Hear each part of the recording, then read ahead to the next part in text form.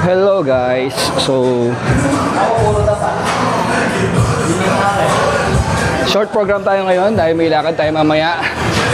So share ko sa inyo ano yung mga pwede natin gawing back workout kung kulang kayo sa oras. So gagawin natin 2 sets tayo each exercise, pero each set to failure lahat yon. So we will do 5 exercises for your entire back. So let's see. So first workout natin is lat pull down.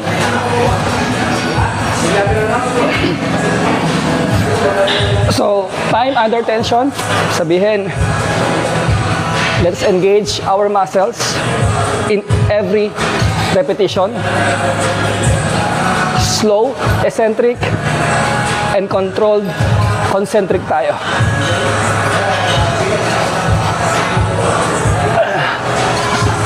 Focus on lat activation.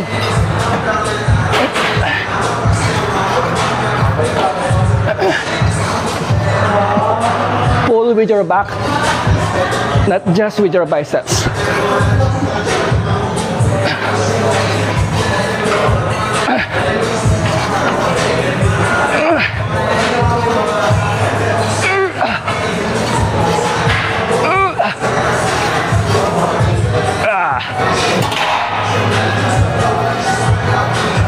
Okay, so second workout natin is lat pullover. So yung lat pullover, maganda siyang gawin kasi overall back tinatamaan na rin dito. Pero focus tayo sa lapad. So focus pa rin to sa pagpapalapad. So lat pullover. So control tayo, full stretch, and then contract sa likod. Squeeze your back and your lats.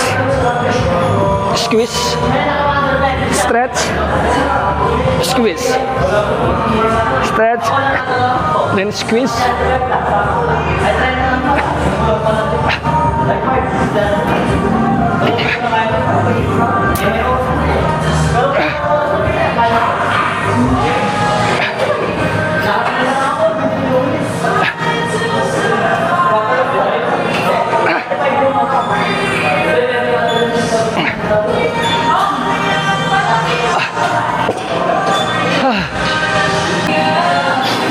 Alright, so third workout tayo.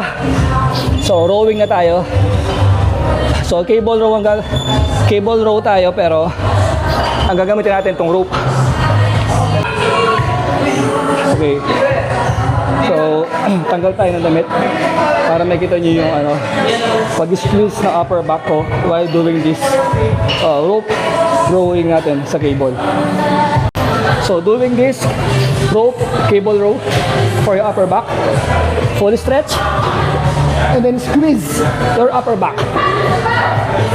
Squeeze, idol. Full stretch, squeeze. Full stretch, squeeze.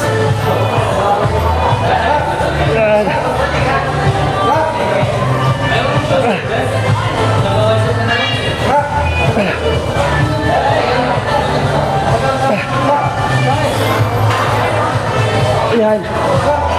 Just concentrate mind over muscle para magamit niyo yung back ninyo at hindi lang yung bicep ang hihila.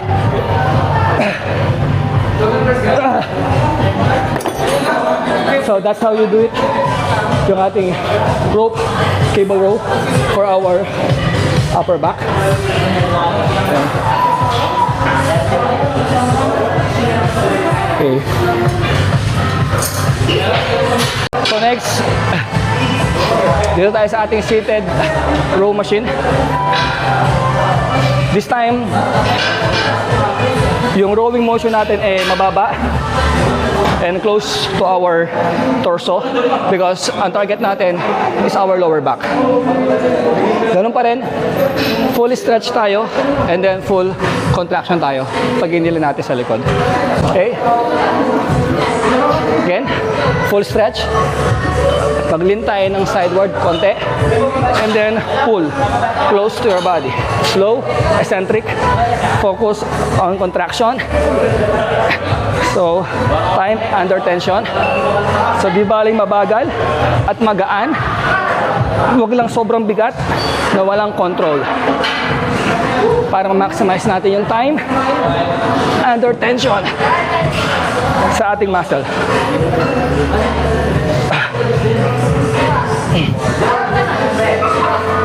Again, focus sa pag-squeeze, pag-contract ng lats and lower back. Iwasan yung sobrang bigat kung hindi nyo na kayang kontrolin yung weight.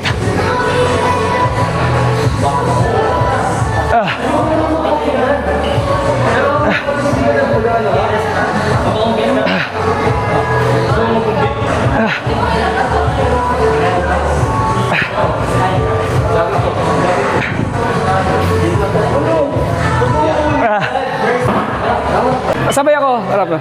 Okay, last workout natin sa back traps tayo. So, shrug tayo. So, shrug ang gagawin natin. Sige, okay lang. So, this is our last workout for today sa ating back.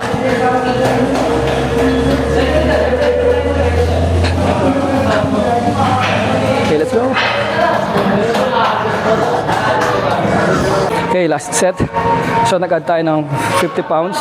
So, last set natin to failure. So, let's see kung makakailan tayo. So, last set to failure tayo. Yeah. Lean forward.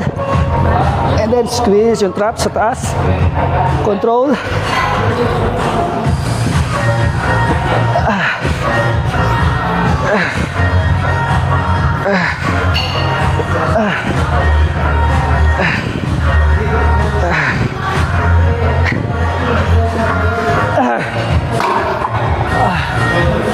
So that's our last workout.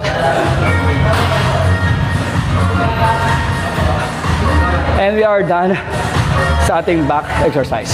So entire back, natamaan natin. Upper, lower, then the lats, and of course our traps. So yun ang last workout natin. Okay, so tapos na tayo sa workout natin. So naka 5 workouts tayo so sa ating back. So ayan. So after 5 exercises, so nakuha naman natin yung gusto natin na effect, no, na impact sa ating back.